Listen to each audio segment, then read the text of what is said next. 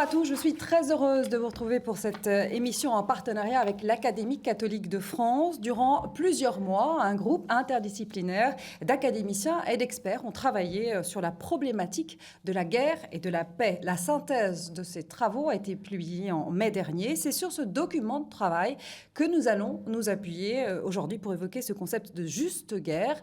À quelques jours de l'armistice de la Première Guerre mondiale, nous nous poserons cette question. Une guerre peut-elle être juste ou tout au moins justifiée?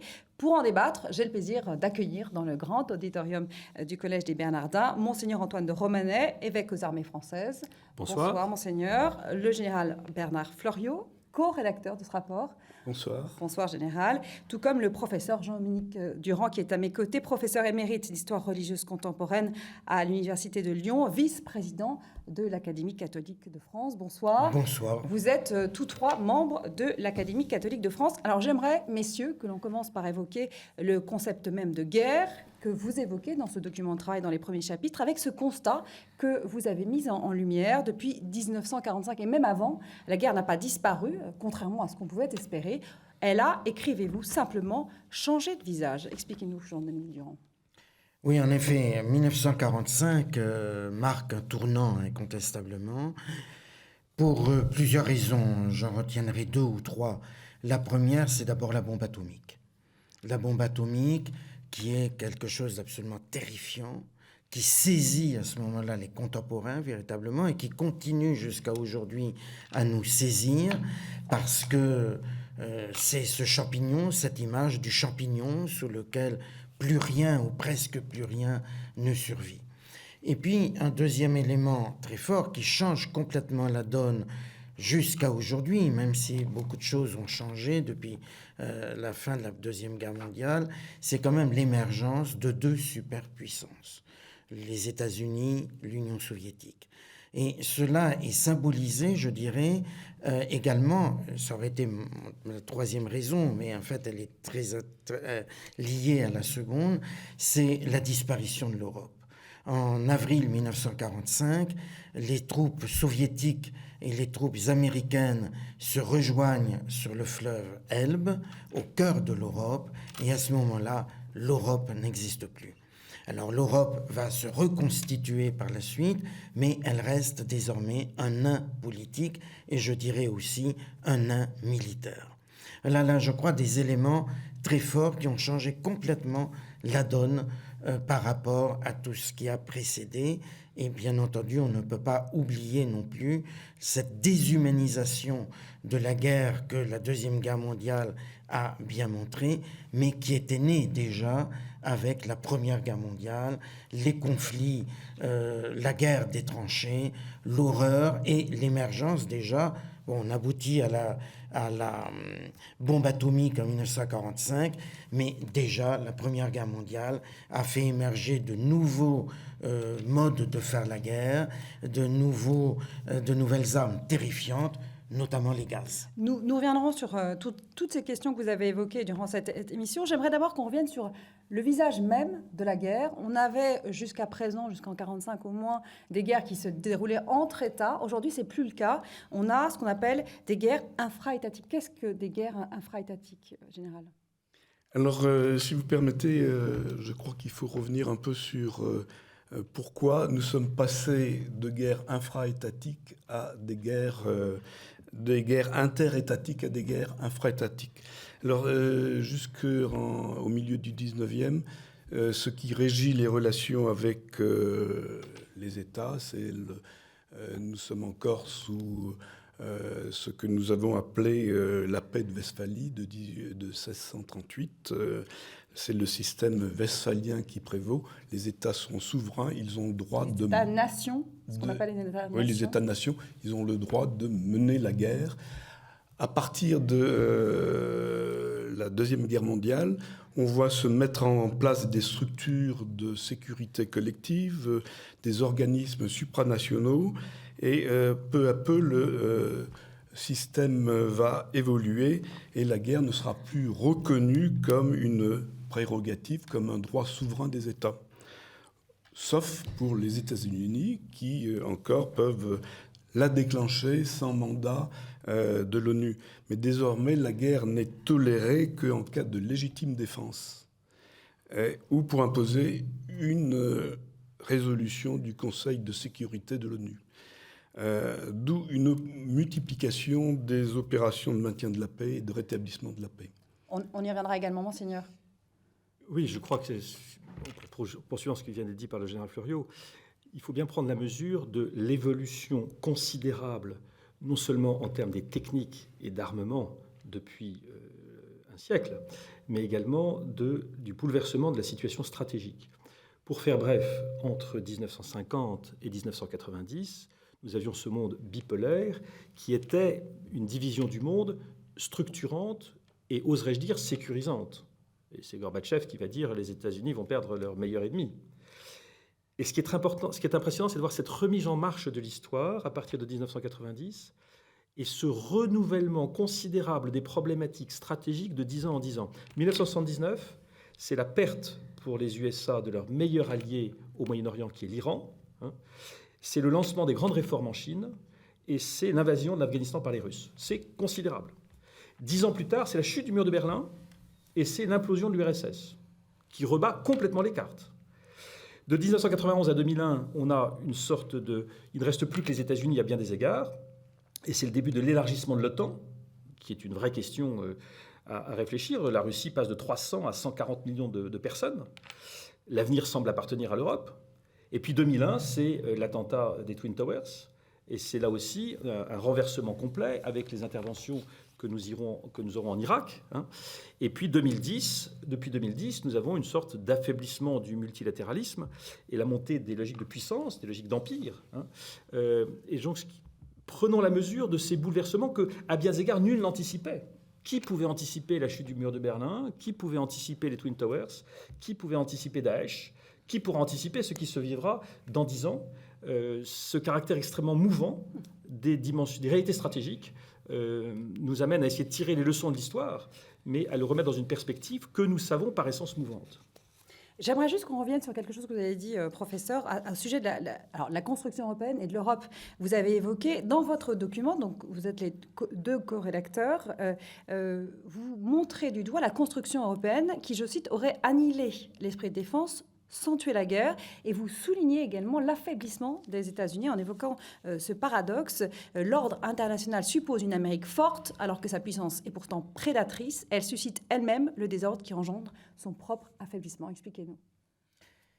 Oui, c'est-à-dire que les États-Unis, d'abord l'Europe n'a pas réussi à se constituer ni en tant que puissance politique, ni en tant que puissance militaire. En 1954, il y a eu une tentative dans ces deux domaines de créer une Europe fédérale et de créer une armée européenne. Cela a raté, le Parlement français a refusé et du reste, c'était l'époque de l'Europe des six. Donc ça aurait été sans doute un peu plus facile qu'aujourd'hui, mais cela ne s'est pas fait. Le Parlement français s'y est opposé. Les autres parlements étaient bien contents, d'ailleurs, que les autres pays étaient bien contents que les Français fassent ce travail-là. Mais en tout cas, ça ne s'est pas fait. D'autre part, les États-Unis se sont emparés d'un rôle de gendarme. On l'a dit, on a utilisé cette expression de gendarme du monde, mais avec une puissance peut-être trop forte. Une puissance mal contrôlée, peut-être mal dominée par une diplomatie un peu malhabile. Et il faut bien reconnaître qu'à chaque fois que les États-Unis se sont engagés dans un conflit, eh bien, les résultats n'ont pas toujours été, même peut-être jamais, très probants. Pensons à la guerre du Vietnam, par exemple, qui s'est terminée finalement par un désastre, peut-être pas militaire, mais en tout cas politique. Pour les États-Unis. Et on pourrait donner d'autres exemples plus proches de nous, l'intervention en Irak, dont on mesure aujourd'hui tous les jours combien elle a été catastrophique. Donc une Amérique qui perd de sa puissance, même si elle reste quand même un géant en termes d'armement, avec un budget très, très important Oui, je crois aujourd'hui encore. il faut prendre la mesure des chiffres. Le budget militaire des États-Unis d'Amérique est de 600 milliards de dollars. Celui de la Chine est de 200 milliards. Celui de la Russie est de 60 milliards. Et de la France, 50 milliards. Et il faut se redire que la Russie d'aujourd'hui... Donc c'est un affaiblissement tout relatif. Ben, si vous voulez, on est dans un rapport de 1 à 10 avec la Russie, qui a le PNB de l'Italie.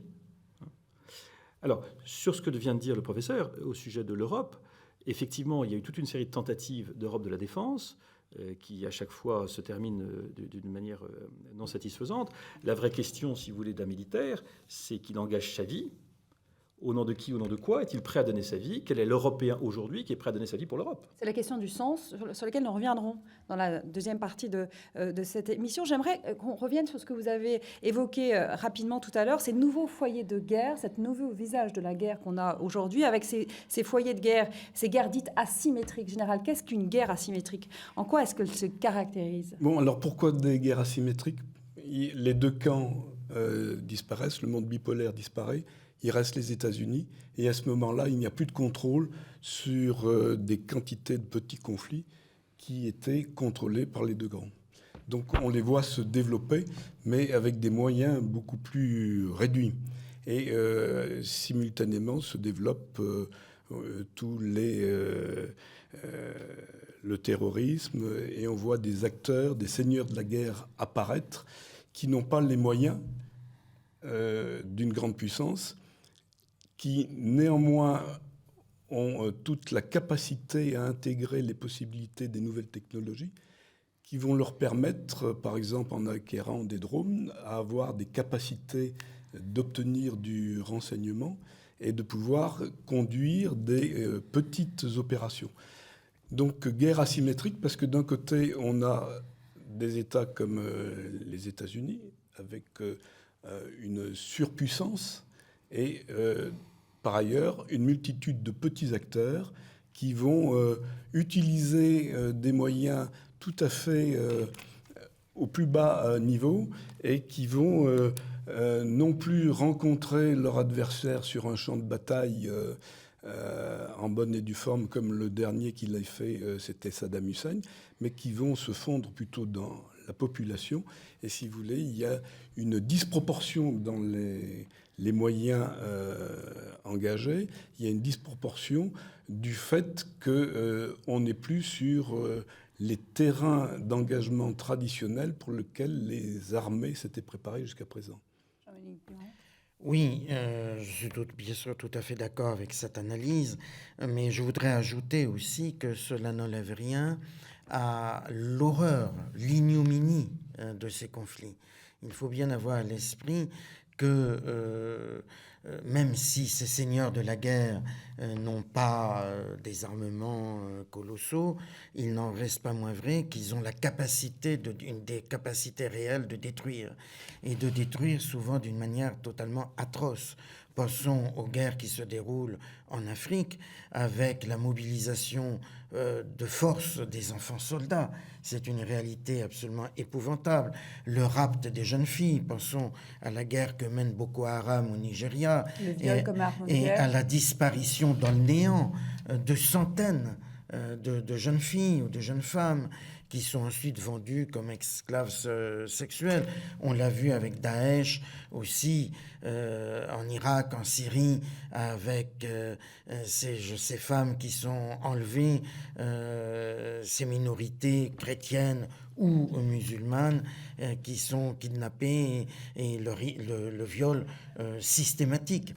Donc on a quand même une capacité dans l'horreur dont il faut avoir vraiment l'esprit, et qui évidemment nous choque profondément en Europe, car nous sommes au courant de ce qui se passe, mais nous ne sommes pas capables de mettre fin à ces guerres. Il y a aussi une dimension qu'on a évoquée rapidement, c'est que ces guerres, entre guillemets, s'exportent, c'est-à-dire qu'elles frappent sur le territoire national. Alors, on pense évidemment aux attentats du 11 septembre aux États-Unis, on pense aux attentats en France. Et ailleurs en Europe. Donc ces guerres-là, elles changent aussi de cible. On s'attaque aux populations civiles des pays comme la France ou les États-Unis. C'est-à-dire que aujourd'hui, la dimension de guerre Clausy disait la paix, c'est la continuation de la guerre par d'autres moyens. La vérité, c'est que nous sommes en guerre. La vérité, c'est qu'il y a un combat de puissances qui se font face les unes les autres, avec notamment une guerre du renseignement qui est tout à fait considérable. Et aujourd'hui, avec la révolution numérique, on a tout ce qui relève des cyberattaques. Le président Poutine disant très simplement « Pourquoi voulez-vous que j'envahisse un pays avec des chars alors que je peux le détruire de l'intérieur par des cyberattaques ?» Nous voyons aussi toute la dimension de manipulation, d'intoxication par les réseaux sociaux, tout ce qui est de l'hyper-connectivité, ce qui touche au big data ou à la robotique, qui vient bouleverser totalement les rapports entre les États et entre les personnes. Et donc, voilà qui fait exploser les schémas traditionnels et les armées traditionnelles. Et aujourd'hui, un pays comme la France est extraordinairement concerné et à la pointe sur notamment ces questions de cybersécurité qui sont aujourd'hui tout à fait décisives. Si vous réussissez à effondrer totalement le système informatique d'un pays, vous en prenez le contrôle sans même avoir besoin de sortir une mitraillette. Et donc, ce bouleversement des technologies, aujourd'hui, vient profondément changer la nature de la manière dont les rapports de force s'opèrent, mais il faut prendre conscience de cette logique d'état-puissance et de rapport de force, qui est aussi une logique d'empire qui vient se déployer. C'est l'empire de Chine, qui considère que sa dimension historique est de dominer la planète et que l'ensemble des pays sont appelés à être ses vassaux de la manière la plus naturelle, mais également l'empire perse, l'empire russe à bien des égards, l'empire ottoman, et la logique d'empire américaine à bien des égards. Le Brésil lui-même développe ce type de concept. Et ce qui est intéressant de voir, c'est aussi l'histoire longue sur ces sujets. C'est-à-dire qu'un professeur de Coët-Quidam me disait récemment qu'il avait travaillé à titre personnel sur la réalité de l'Empire perse dans les années 1650-1680. Et après avoir lu quelques auteurs de cette période, on comprend toute la situation actuelle. Il y a des tendances lourdes. Et nous voyons ce retour à cette logique d'empire. Et nous voyons que les armes qui se développent aujourd'hui dans le domaine du numérique permettent de rebattre les cartes. Et quand nous évoquions tout à l'heure ces bouleversements stratégiques de 10 ans en 10 ans, nous sommes face à des bouleversements que nous n'imaginons pas, mais qui sont certains. Une guerre donc sans cesse renouvelée, si je vous entends bien. En résumé, qu'est-ce qui a changé depuis 1918, 1914, le début de la Première Guerre mondiale, professeur? Si vous deviez résumer ce qu'on vient de dire. Oui, on peut résumer en disant que d'abord, il y a une continuité. Il y a une certaine continuité dans le fait que la guerre, par définition, est un ravage moral, un ravage spirituel, un ravage économique. La guerre est destructrice. Ça, je crois que tout le monde est d'accord avec ce schéma. Et la Première Guerre mondiale a été profondément destructrice. C'était la première guerre de masse, avec une mortalité de masse, près de 10 millions de morts pour l'ensemble des pays belligérants, une bonne centaine de pays concernés par la guerre, qui ont combattu ou qui sont entrés en guerre. Non, vraiment, c'est la Première Guerre mondiale. C'est véritablement impressionnant. La Première Guerre, je dirais, oui, globale. On pourrait utiliser un terme contemporain, la Première Guerre globale. Et aujourd'hui, nous sommes toujours dans cette globalité. Nous sommes toujours dans cette globalité. Monseigneur évoquait l'Empire russe. Il est très impressionnant de voir la continuité entre la politique des tsars, la politique de Staline, communiste, et la politique d'aujourd'hui, Poutine. Il y a une continuité dans la volonté de domination. Les moyens ont un peu changé aujourd'hui, quoique on envoie quand même toujours des troupes au sol.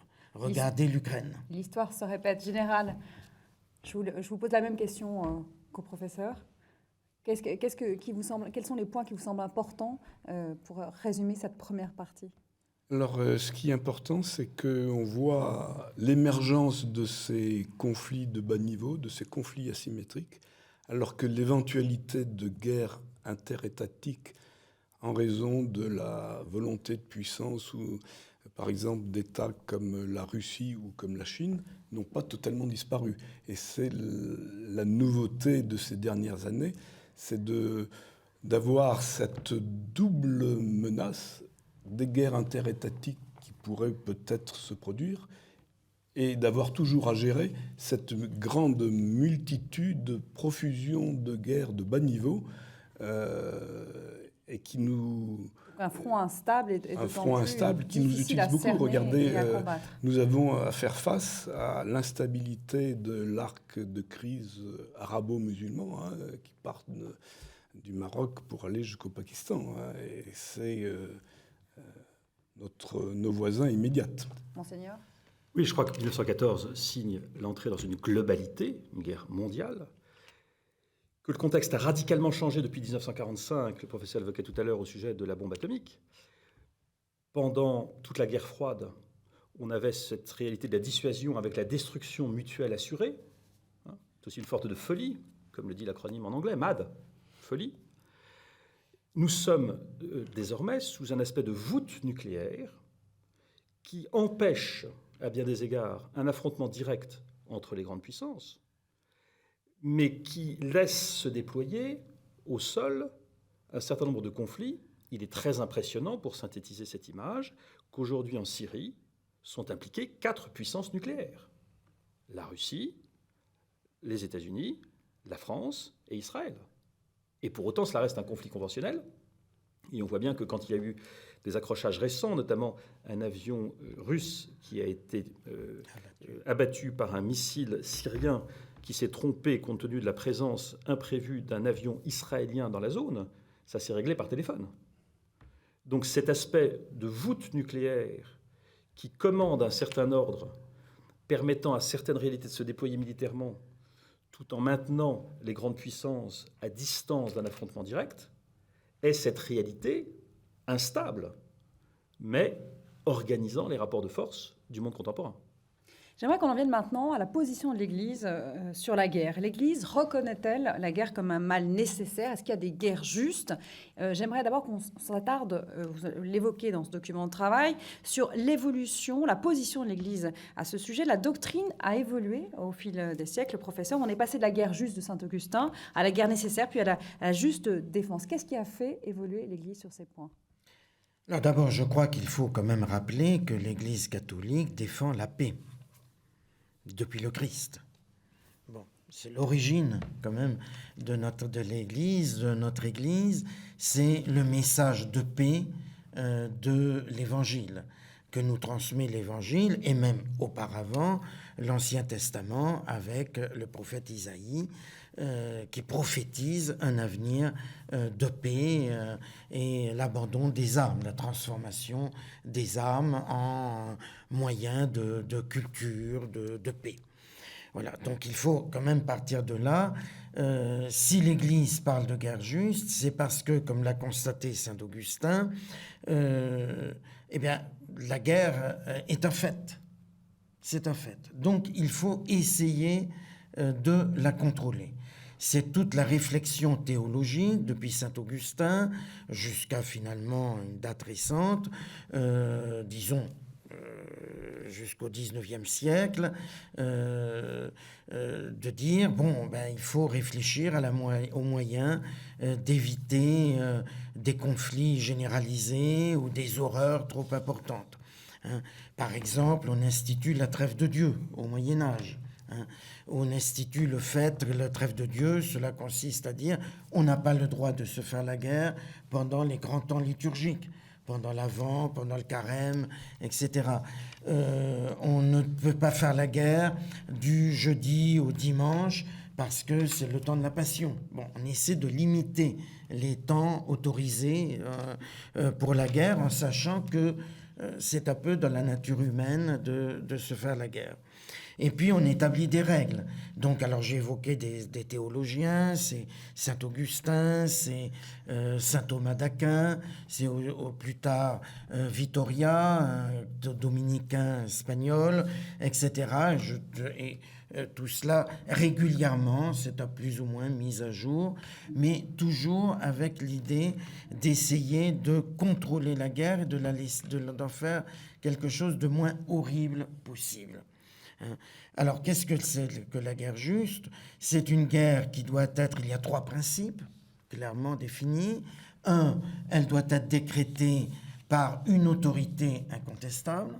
Bon, on disait autrefois le prince, légitime.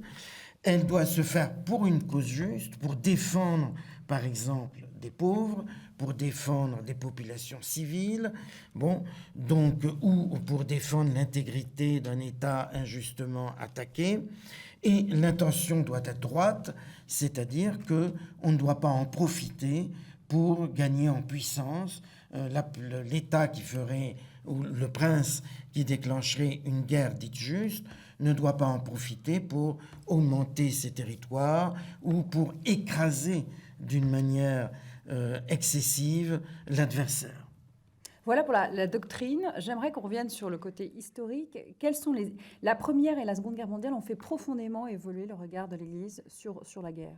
Et oui, il y a un tournant véritablement là, à ce moment-là. Bien entendu, à cause des armements de destruction massive. À cause du carnage. À cause du carnage. La Première Guerre mondiale, le pape Benoît XV a été profondément choqué, comme beaucoup de ses contemporains, par cet assassinat de masse. Une destruction massive des hommes et des moyens humains, des villes, des régions qui ont connu le ravage de la guerre. Oui, je crois que 1914, ça a vraiment été une tuerie de masse, un déluge de fer et de feu, un enfer de boue et de sang, absolument tragique. Pensons qu'un tiers de la classe d'âge de 19 à 22 ans est décédé dans ces circonstances. Enfin, on a tué, fauché toute une jeunesse d'une manière absolument bouleversante. Ça amène une réflexion forte. On a souvent, la tentation a été d'annexer Dieu à ses propres intérêts. Et la tentation permanente des hommes, c'est l'orgueil, la volonté de puissance, la volonté de domination. Et le comble de cette tentation, c'est de vouloir mettre Dieu au service de ma puissance. Et d'une certaine manière, c'est le drame que nous avons eu devant 2 peuples chrétiens, les Allemands et les Français, en 1914. Alors, la fille aînée de l'Église ne s'est pas privée pour se mettre comme porteuse du bien en combattant le mal, symbolisé par le Kaiser, qu'on assimilait à la bête immonde de l'Apocalypse. Et les Allemands n'étaient pas en reste, puisque sur leur ceinturon était inscrit « Gott mit uns », Dieu est avec nous. Et Benoît XV, dont le pontificat est pas trop méconnu, a insisté d'une manière bouleversante pour aboutir à des négociations de paix. Et il y a un texte bouleversant de 1917 dans lequel il invite les belligérants à s'en remettre à la force morale du droit, et non pas à celle des baïonnettes, et à recourir à l'arbitrage avec 2 principes simples, remise entière et réciproque, c'est-à-dire qu'on évite les dommages de guerre, on s'est fait autant de mal à l'un qu'à l'autre, et restitution réciproque des territoires actuellement occupés. Si on avait écouté Benoît XV en 1917, on aurait évité le drame du traité de Versailles, le drame de l'humiliation de l'Allemagne, qui à bien des égards a conduit à cette volonté de haine et de revanche, et qui nous a conduit à la Deuxième Guerre mondiale. Et c'est la première fois, d'une certaine manière, que le Saint-Siège intervient d'une manière aussi forte dans les relations internationales. Ça sera le prémisse de ce que seront les accords du Latran en 1929. C'est le début de la manifestation de ce que cette réalité fondatrice qu'est le Saint-Siège, qui est délier des liens d'États souverains qui sont comme paralysés par leurs intérêts personnels, porte une vision de bien commun à l'échelle de l'humanité tout à fait décisive. Les textes de Benoît XV sont très impressionnants sur ce sujet et les prises de position de l'Église, Benoît XV s'est fait conspuer aussi bien par les Allemands que par les Français. On a des textes extrêmement douloureux d'ecclésiastiques français rejetant Benoît XV et ses propos, là où, avec le recul du temps, ils nous apparaissent absolument prophétiques. Le pape Bosch. Oui, absolument. Et le pape français de l'autre côté du Rhin. Absolument. Général, est-ce que vous voulez ajouter quelque chose ? Oui, on ne va pas refaire la guerre de 14-18 et ses causes. Moi, c'était une guerre terrible. Une guerre terrible où la France aurait pu disparaître. Et je crois qu'il faut souligner l'extraordinaire esprit de résistance de nos soldats et de l'arrière. Si vous voulez, on a beaucoup insisté dans ces commémorations sur la dimension compassionnelle, mais cet esprit de résistance, la France est un petit pays par rapport à l'Allemagne, 40 millions face à 60 millions, si vous voulez, et nous arrivons néanmoins à résister et à armer et à aider un certain nombre de pays. Mais je suis tout à fait d'accord. Oui, il faut se redire simplement, effectivement, pourquoi donne-t-on sa vie et pourquoi engage-t-on sa vie? Pour une cause qu'on estime juste, hein, en l'occurrence une question de liberté et de dignité. Et tragiquement, nous devons notre liberté et notre dignité aujourd'hui à tous ces hommes qui, en 14-18 comme en 39-45, se sont engagés de tout leur être pour préserver ce qui leur semblait être une valeur dépassant leur propre vie. C'est très impressionnant. Et c'est là où les conflits d'aujourd'hui et les militaires d'aujourd'hui sont confrontés en permanence à cette question essentielle du sacrifice suprême et des valeurs qui le justifient. Mais le problème, c'est que les Allemands avaient le même point de vue. Exactement le même. Ils se sacrifiaient de la même manière. Pour une cause qui pensait juste... D'où l'éminente responsabilité des politiques qui ont engagé ces guerres et qui bien souvent les ont regardées du balcon. Oui. L'Église a toujours favorisé, souhaité, encouragé l'émergence d'une autorité publique avec une compétence universelle comme la SDN qu'on voit naître après la Première Guerre mondiale. Oui, je crois qu'à partir du moment où l'Église s'est considérée longtemps comme étant cette autorité régulatrice, sous Léon XIII, le dernier pape du XIXe siècle, qui est pape jusqu'en 1903, son secrétaire d'État, le cardinal Rampolla, décrivait le Saint-Siège comme la plus haute autorité morale du monde. Ce en quoi il avait tout à fait raison. Le pape était le seul à ce moment-là à être capable de parler aussi bien au Shah d'Iran qu'au tsar de Russie, qu'à la reine de Hollande ou à l'empereur d'Allemagne. Je dis cela pour donner des chefs d'État de confessions très différentes. Donc, très vite, le Saint-Siège s'est bien sûr rendu compte qu'il ne pouvait pas jouer ce rôle-là, d'abord parce que cela risquait de l'impliquer dans des conflits directement, et d'autre part parce qu'il n'était pas reconnu par tous les États pour avoir cette idée-là. Mais l'idée d'une force universelle, d'un niveau supérieur capable de garantir la paix, naît en grande partie dans le monde catholique et aussi dans le monde laïque. Et cela donne à ce moment-là la Société des Nations en 1919. C'est la première tentative d'avoir une dimension, universelle, capable de parler à tout le monde. Et ce qui est intéressant, c'est que le premier président de la SDN est un socialiste français, Albert Thomas, qui a joué un rôle déterminant pour la victoire française en 1919, car il était ministre de désarmement. Et Albert Thomas, qui était un socialiste volontiers anticlérical, dit « Il me faut absolument un représentant du Saint-Siège dans la direction de la Société des Nations. » Le pouvoir de la diplomatie vaticane est inversement proportionnel à la surface du territoire du Vatican. On peut dire ça comme ça? Je pense. Et encore aujourd'hui, Monseigneur. Connaissant cette phrase, le Vatican, combien de divisions, hein?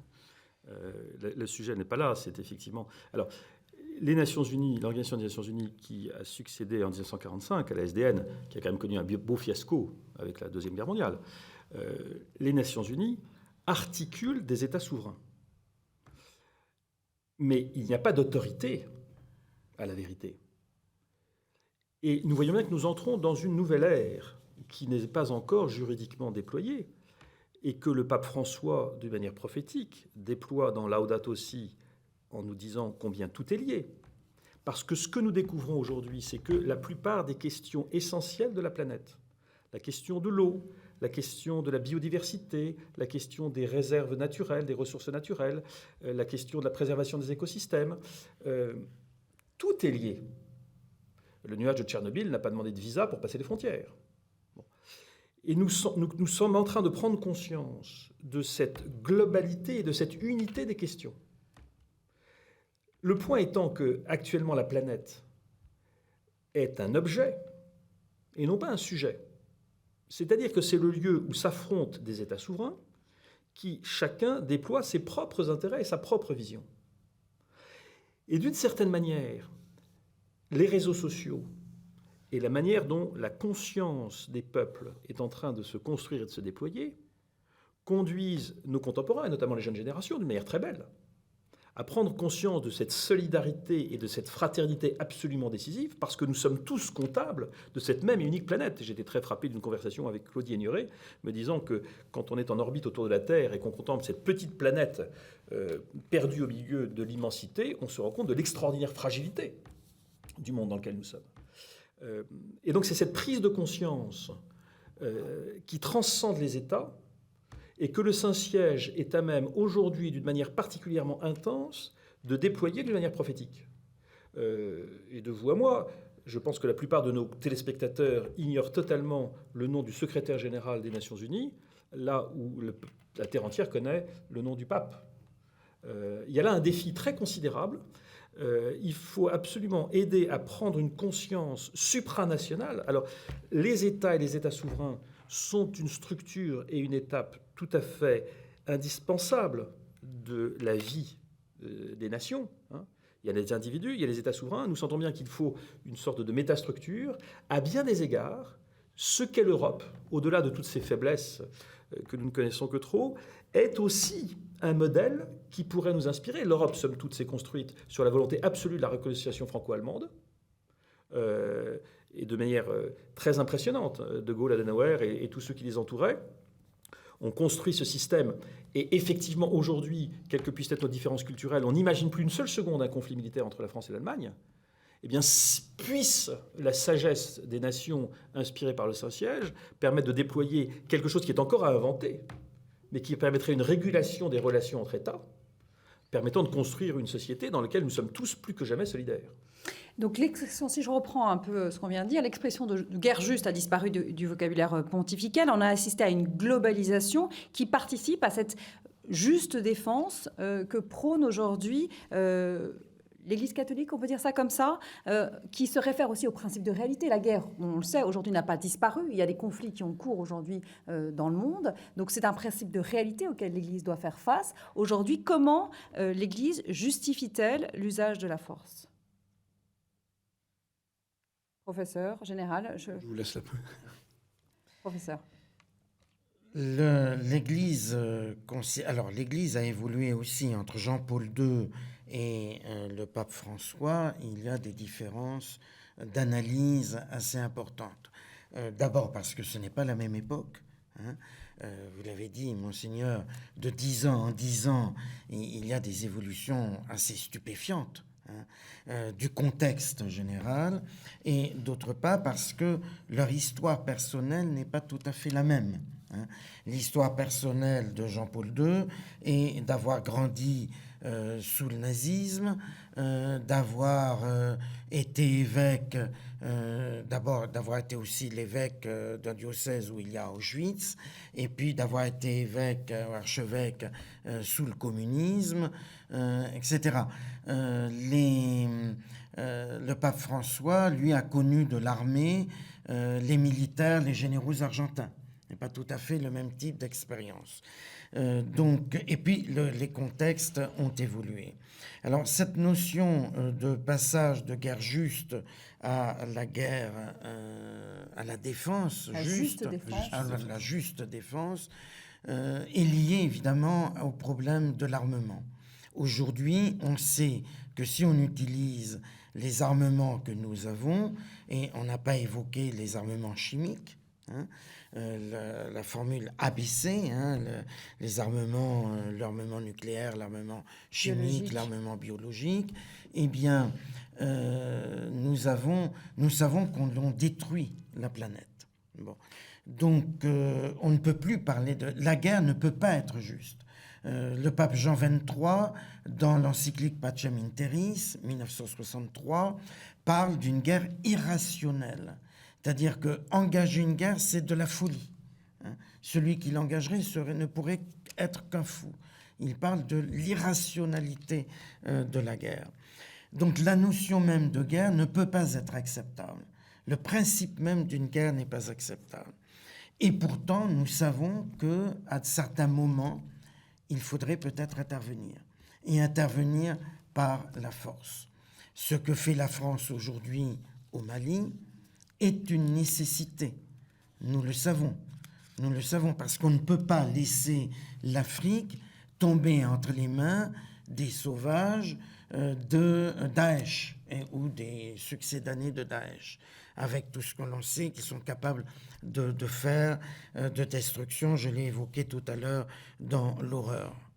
Donc, nous sommes obligés, les États responsables sont obligés à un certain moment d'intervenir. Et en même temps, c'est le rôle de l'Église et du pape de dire attention, la défense, cette guerre ne peut être qu'une guerre de défense, c'est-à-dire une guerre quasiment, on n'utilise pas trop non plus la notion de légitime défense, et je me tourne un peu vers l'évêque aux armées.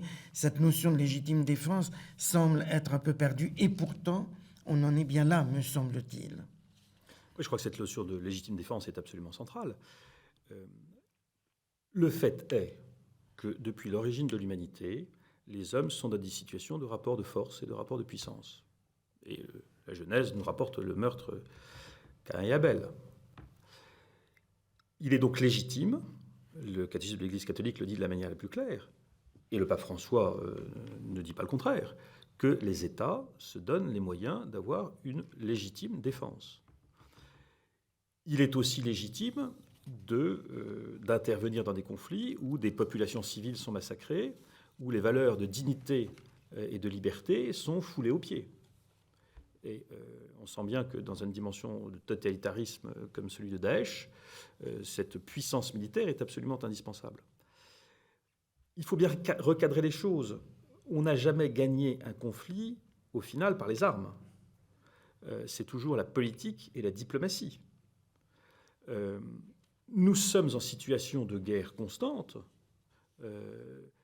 dans la mesure où notre capacité militaire arme la capacité de notre diplomatie à parler avec force et à peser sur un certain nombre de situations pour éviter qu'elles ne se dégradent. Donc tout est dans l'usage que l'on fait des armements qui sont à sa disposition. Il faut aussi se redire de manière très simple que ceux qui détestent le plus la guerre sont les militaires. Mon général, je parle sous votre contrôle. Oui. Les militaires savent combien la guerre est toujours tragique. Ce qui paraît assez logique. Oui, alors je voudrais, si vous voulez, l'intervention du militaire, elle est à temps pour faire cesser une situation de belligérance ou faire cesser une agression sur un peuple ou sur une population. Mais ça n'est pas la solution. Le militaire n'apportera jamais la solution. Il va apporter les conditions de sécurité pour que les diplomates puissent se réunir, puissent discuter, et pour que le projet politique, et il appartient aux politiques d'en définir un, puisse s'élaborer et être mis en place. C'est la condition indispensable pour revenir vers la paix, c'est que nous soyons dans un climat de sécurité où un certain nombre d'actions, et notamment il faudra restaurer le pacte social, il faudra restaurer les États qui ont disparu. Si vous voulez, on a besoin des militaires pour amener cette sécurité. Mais les militaires ne sont que les premiers acteurs à entrer sur un théâtre d'opération. Ensuite, c'est aux diplomates de prendre les diplomates le relais, et beaucoup d'autres. Et les politiques. Il faut aller au fond des choses, et vous le soulignez très, très justement, mon général. L'Église, et notamment le pape François, dans cette bouleversante texte qu'est Evangelii Gaudium, nous dit combien, il nous redit la grande tradition de l'Église, il n'y a pas de paix sans justice, il n'y a pas de justice sans paix. Et donc, on ne peut pas penser que des situations d'injustice puissent durablement demeurer par la puissance armée de tel ou tel. C'est-à-dire que, là aussi, il y a une prise de conscience très forte à notre époque du fait que les situations d'injustice sont presque par nature source de violence. Et donc, il faut pouvoir aller à la racine de cette dimension. L'injustice crie vers Dieu, crie vers le monde et crie vers chacune de nos consciences. Pourquoi est-ce qu'on a envie de se faire la guerre? Pourquoi est-ce qu'on va sortir les armes? Ce sont des questions de fond qui sont liées très largement à ces questions de justice. Un élément supplémentaire qu'apporte l'Église catholique, et les chrétiens en général, c'est la dimension du pardon. Le pardon qui permet de reconstruire sur des bases nouvelles, l'au-delà du don, qui permet, à partir d'une situation dégradée, de pouvoir avoir un échange, une reconnaissance, un respect de la dignité de chacun, de la légitimité de chacun. Et c'est tous les efforts de la diplomatie du Saint-Siège que de permettre à chacun, précisément, dans cette reconnaissance de la dignité des uns et des autres, de pouvoir élaborer une dimension juste. Je rajouterais la dimension du développement également. Bien entendu. Le pape s'écriant, le développement est le nouveau nom de la paix. Paul VI. Si vous voulez. Donc, les situations d'injustice objective de notre monde sont spontanément génératrices de violence. Et n'allons pas imaginer que quelque arme puisse nous en protéger. Nous avons donc un devoir de conscience extrêmement fort, et c'est sans doute la responsabilité de notre génération, de faire face à cette situation, d'objectiver ces situations d'injustice et de tout faire pour travailler au développement et à la justice entre les hommes. Se pose alors la question du sens, qui a été en filigrane durant toute cette émission. Le militaire est là pour... il répond à ce que le politique lui demande. Il n'est que le bras armé d'une politique internationale, mais il faut, pour qu'on s'engage dans un terrain de guerre, qu'un soldat s'engage sur un terrain de guerre, la question du sens lui soit expliquée.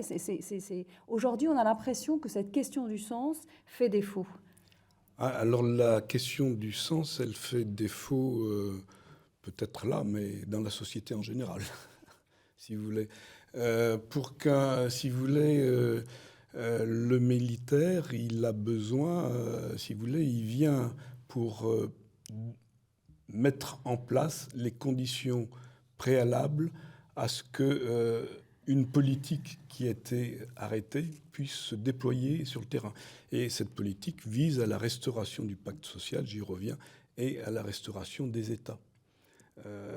Donc il faut que lorsqu'on envoie des militaires sur le terrain, les premiers jours, tout est très clair, puisqu'on répond bien souvent, par exemple, dans le cadre de la Libye, à une situation tout à fait de drame absolu, et où les populations civiles étaient gravement menacées. Mais après, dans le long terme, si vous voulez, on oublie un peu ce qui se passe sur le terrain. Et une politique, elle doit être réactualisée en fonction de l'évolution de la situation. Et c'est là où, sans doute, il y a plus de difficultés.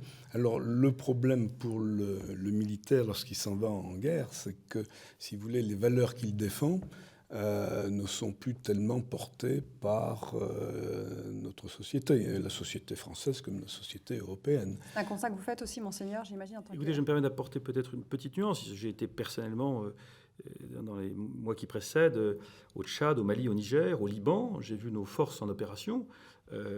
Les forces, elles savent pourquoi elles sont là. Mais je n'ai pas dit qu'elles... Tout à fait. Donc il faut essayer toute la distinction entre le politique que vous soulignez, tout à fait, oui, pour lequel il y a une vraie question de sens à se poser, et la dimension militaire. Il faut bien se dire qu'un militaire, c'est quelqu'un qui va donner la mort sur ordre. Et c'est quelqu'un qui est prêt à donner sa vie. Au nom de qui? Au nom de quoi je suis prêt à prendre la vie de l'autre ou à donner ma vie? Ça pose les questions les plus fondamentales. Comment voulez-vous... Ça se pose de façon presque plus lancinante pour un chrétien. Ça se pose un chrétien qui porte les armes... Ça se pose pour tout homme. Pour tout homme, mais... Ça se pose pour tout homme, avec d'ailleurs une dimension de fraternité d'armes qui est tout à fait exemplaire, puisque lorsque je suis avec un compagnon d'armes, je ne l'interroge pas sur ses convictions philosophiques ou religieuses. Ma vie est entre ses mains et sa vie est entre les miennes. Nous allons aller au combat ensemble et nous allons peut-être mourir ensemble. Et donc la dimension du sens est tout à fait décisif. Pourquoi est-ce que je monte à l'assaut à la suite de mon capitaine et pourquoi est-ce que je suis dans la cohésion de mon colonel chef de corps? C'est parce que le sens est très précisément établi. Aujourd'hui, là où nos forces sont engagées, c'est dans des dimensions de respect de la liberté et de la dignité la plus fondamentale des êtres humains, pour lutter contre un totalitarisme ravageur et meurtrier. Donc le sens est très clair. Si ce sens n'était pas là, nos hommes ne seraient pas dans cette cohésion que nous pouvons leur reconnaître. L'armée française aujourd'hui bénéficie d'un très fort soutien de l'opinion publique, notamment les événements du Bataclan ont manifesté combien nous sommes dans une situation instable et fragile, et combien les forces de l'ordre, les forces de sécurité et l'opération Sentinelle est là pour l'illustrer, sont là pour préserver la liberté des concitoyens. Donc je pense que l'armée d'aujourd'hui sait très précisément ce pourquoi elle est engagée, d'une manière nette, claire et ferme, sans quoi sa cohésion viendrait à être rapidement brisée. Nous arrivons au terme de cette émission. Je vais vous laisser la parole pour ces quelques minutes qui nous restent. Général, est-ce que vous souhaitez quelques mots pour conclure ? Alors, vous me laissez la tâche difficile. Oui, il en faut un. Oui, ce que je voudrais dire, c'est l'extraordinaire effort que font les armées françaises pour s'adapter aux missions qui leur sont confiées, avec un travail tout particulier sur la préparation des hommes. Alors, bien sûr, sur le plan physique, mais également sur le plan moral. Si vous voulez, nous avons besoin pour accomplir ces missions qui sont des missions bien souvent d'interposition et dans certains cas au Mali ou au Tchad de coercition, de gens qui soient conscients des valeurs qu'ils défendent, qui aient véritablement ce sens de la mission. Voilà. Et après, on va passer la parole à Jean-Dominique Durand. Merci, Général. Oui, je voudrais rapide. conclure aussi sur ce qui a été dit il y a un instant concernant la responsabilité des politiques, le partage des responsabilités entre les militaires et les politiques. Cela me fait penser à 1918, et revenons à la Première Guerre mondiale. C'est-à-dire en 1918, vous l'avez dit, Général, l'armée a remporté la victoire. Bon. À partir de ce moment-là, il revient aux politiques de construire la paix.